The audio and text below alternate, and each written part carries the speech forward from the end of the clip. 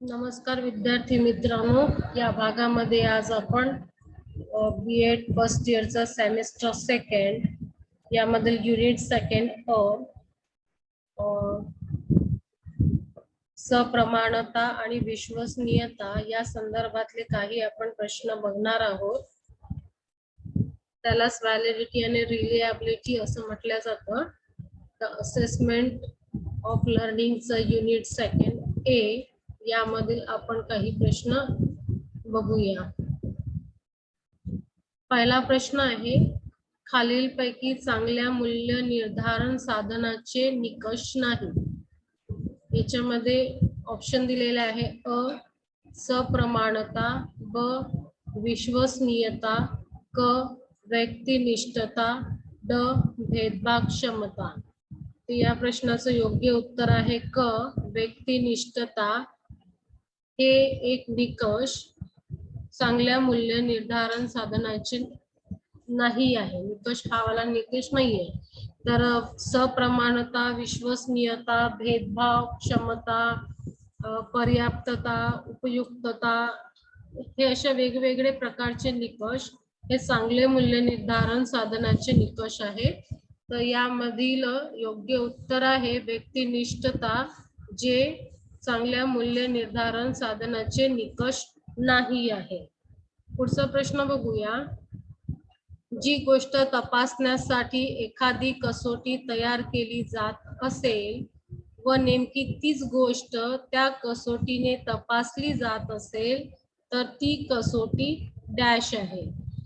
याचे ऑप्शन दिलेले आहेत अ सप्रमाण, ब उपयुक्त, क व्यक्तिनिष्ठ, ड भेदभावक्षमता.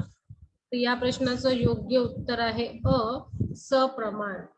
म्हणजे ज्या कसोटीने आपल्याला जी गोष्ट तपासायची असेल आणि तीच गोष्ट त्या कसोटीने तपासली जात असेल तर त्याला आपण सप्रमाण किंवा व्हॅलिड टेस्ट असं म्हणतो.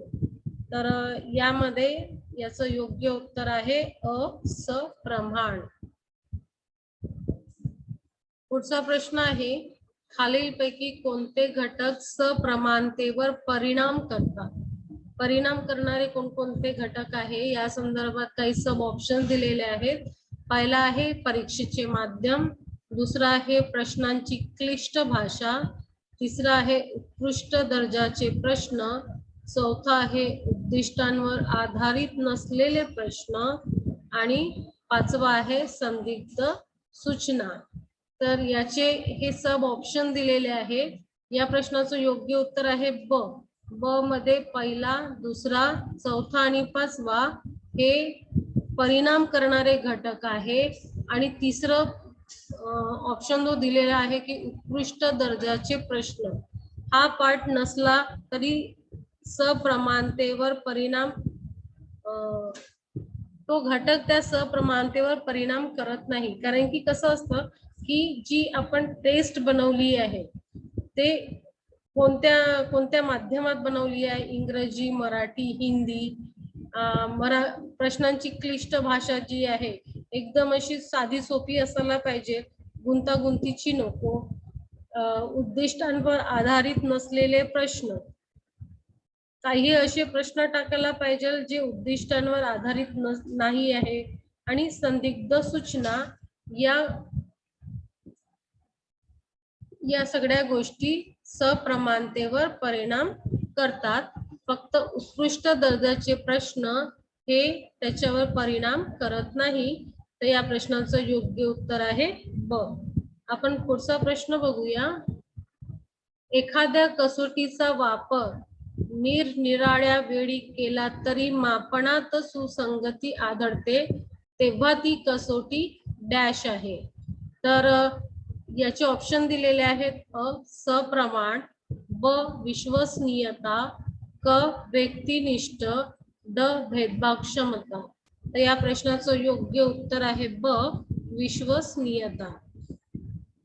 विश्वसनीयता हे जो निकष आहे याच्यामध्ये महत्वाचा अभिप्रेत काय आहे की तुम्ही ती कसोटी जी काही जसं ऍप्टिट्यूड टेस्ट आहे किंवा सायकोलॉजिकल कोणती टेस्ट तुम्ही विद्यार्थ्यांना एखाद्या व्यक्तीला देत असेल त्याला वेगवेगळ्या ठिकाणी म्हणा किंवा वेगवेगळ्या वेळी दिलेली असेल तर त्याचा जर निकष किंवा त्याचा जे रिझल्ट येतं जर हे सारखंच येत असेल म्हणजे त्याचा IQ जो असेल त्याचा तो तसा सारखा येत असेल तर ती कसोटी विश्वसनीय आहे असं म्हणता येईल. तर या प्रश्नाचं योग्य उत्तर आहे ब, विश्वसनीयता. पुढचा प्रश्न बघूया. खालीलपैकी कोणता घटक विश्वसनीयतावर परिणाम करत नाही? असा कोणता घटक आहे जो विश्वसनीयतेवर परिणाम करत नाही? यासाठी सब ऑप्शन दिलेले आहे. पहिला आहे कसोटीची लांबी, दुसरा आहे क्षमतेचा विस्तार, तिसरा आहे कसोटीची काठिण्य पातळी, चौथा आहे प्रश्नांची संदिग्ध भाषा आणि पाचवा आहे वैकल्पिक प्रश्न. तर या प्रश्नाचं योग्य उत्तर आहे यापैकी नाही. म्हणजे हे सगळेच घटक त्याच्यावर परिणाम करतात, असं कोणताच घटक यामध्ये आहे नाही की जो त्याच्या विश्वसनीयतेवर परिणाम करणार. कसोटीची लांबी सुद्धा विश्वसनीयतेवर परिणाम करतं, क्षमतेचा विस्तार, कसोटीची काठिण्य पातळी, प्रश्नांची संदिग्ध भाषा, वैकल्पिक प्रश्न ऑप्शनल क्वेश्चन जे असतात हे सुद्धा विश्वसनीयतेवर परिणाम करतात. म्हणून या प्रश्नाचं योग्य उत्तर आहे ड. पुढचा प्रश्न बघूया. विद्यार्थ्यांना प्रश्नच न समजणे यासाठी खालीलपैकी कोणती गोष्ट योग्य आहे? कोणती गोष्ट योग्य आहे हे आपल्याला बघायचं की विद्यार्थ्यांना प्रश्नच न समजणे, कोणत्या कारणामुळे विद्यार्थ्यांना प्रश्नच न समजणे ही गोष्ट ओळखण्यासाठी आपण खालील काही ऑप्शन्स बघू. अ, प्रश्नांची क्रमवारी, ब प्रश्नांची क्लिष्ट भाषा, क प्रश्नातील अक्षरांचा आकार, ड प्रश्नाची लांबी. तर यामध्ये अ मध्ये जसं दिलंय की प्रश्नाची क्रमवारी, जे अल्टरनेट क्वेश्चन्स आलेले आहे किंवा सॉर्टिंग क्वेश्चन्स आहे याच्यावरून विद्यार्थ्यांना प्रश्नच न समजणे ही गोष्ट चुकीची आहे, त्यांना ती समजतं. नंतरचं आहे प्रश्नातील अक्षरांचा आकार. प्रश्नातील अक्षर नेहमी हे विद्यार्थ्यांना दिसेल एवढ्याच आकाराचा असतो. प्रश्नाची लांबी जी आहे लेंथ ऑफ द क्वेश्चन्स, तर ही काही एकदम मोठी नसतं, ती एका ओळीत असतं किंवा 2 ओळीत जास्तीत जास्त अशा प्रश्नांची लांबी असतं. तर त्याच्यामुळे हा सुद्धा याच्यावरून सुद्धा काही विद्यार्थ्यांना प्रश्न न समजणे ही बाब येत नाही. राहिली बघ जो ऑप्शन आहे प्रश्नांची क्लिष्ट भाषा, जी कॉम्प्लिकेटेड लँग्वेज आहे ती जर विद्यार्थ्यांना समजलं नाही की एक्झॅक्टली आपल्याला कशाचं उत्तर लिहायचं आहे तरच ते विद्यार्थ्यांना प्रश्न न समजणे ही बाब येऊ शकतं. तर या प्रश्नाचं योग्य उत्तर आहे ब प्रश्नाची क्लिष्ट भाषा. आपण पुढचा प्रश्न बघूया. परीक्षेत फक्त ज्ञानावरच प्रश्न विचारले असतील तर ते विद्यार्थ्याच्या डॅशचेच मापन करते. तर कशाचे मापन केले जाते? जर विद्यार्थ्यांना ज्ञानावरच प्रश्न विचारले असेल प्रश्न परीक्षेमध्ये तर विद्यार्थ्याचे नेमके कशाचे आपण मापन करत आहोत? तर यासाठी खाली ऑप्शन दिलेले आहेत. अ स्मरणशक्ती, ब प्रगती, क अध्ययन आणि ड पूर्वज्ञान. तर या प्रश्नाचं योग्य उत्तर आहे अ स्मरणशक्ती. विद्यार्थ्यांनी ग्रहण केलेली जे ज्ञान असतं त्यावरच परीक्षेमध्ये आपण प्रश्न विचारतो.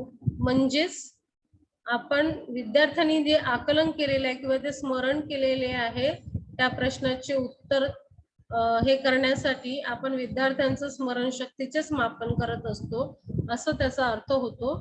आपण या प्रश्नाचं योग्य उत्तर आहे अ स्मरणशक्ती. आपण पुढील प्रश्न बघूया. त्रिकोण चौकोन रचना करायची असेल तर खालीलपैकी कोणते साधन सप्रमाण राहील? म्हणजे व्हॅलिड कोणतं आहे? त्रिकोण आणि चौकोन आपण जे काढत असतो नेहमी जॉमेट्री किंवा भूमिती या विषयामध्ये त्यासाठी खालील कोणत्या गोष्टीचा आपण वापर करतो? तर यासाठी ऑप्शन दिलेले आहे. अ मीटर पट्टी, ब तराजू, क स्केल पट्टी, ड स्क्रू गेज. तर या प्रश्नाचं योग्य उत्तर आहे स्केल पट्टी. आपण स्केल पट्टी जी वापरतो त्याच्या याच्यावरून त्रिकोण चौकोन रचना करायची असेल तर आपण या साधनाचा वापर करतो आणि स्केल पट्टीच हे एक व्हॅलिड साधन आहे ज्याच्यातून आपण त्रिकोण चौकोन ची रचना करू शकतो. तर या प्रश्नाचं योग्य उत्तर आहे क स्केल पट्टी. आपण पुढील प्रश्नाकडे वळूया. इथे दिलेले आहे जोड्या लावा.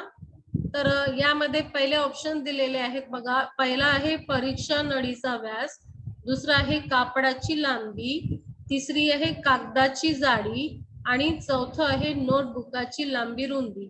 तर हे यांनी हे दिलेले आहे की या गोष्टी कशाच्या आधाराने मेजरमेंट केल्या जातं किंवा मोजल्या जातं. तर यासाठी बघा पहिलं जे दिलं आहे परीक्षा नळीचा व्यास, तर यासाठी व्हर्नियर कॅलिपर म्हणजे जी टेस्ट ट्यूब असते त्याला जेव्हा आपल्याला मोजायचं असते की त्याचा व्यास किती आहे तर व्हर्नियर कॅलिपर एक इन्स्ट्रुमेंट असतं त्याच्या थ्रू आपण त्याच्याद्वारे आपण याचं मेजरमेंट करू शकतो. तर परीक्षा नळीचा व्यास आपण व्हर्नियर कॅलिपर याच्याद्वारे मोजता येतं. कापडाची लांबी ही मीटर पट्टी, कारण कापड आपण स्केल पट्टीने मोजू शकत नाही कारण की कापड आपल्याला खूप जास्त प्रमाणात घ्यायचा असतो, मीटर किंवा मीटरच्या वरती घ्यायचं असतं, म्हणून कापडाची लांबी ही मीटर पट्टीने मोजल्या जातं. कागदाची जाडी हे स्क्रू गेजनी हे केलं जातं.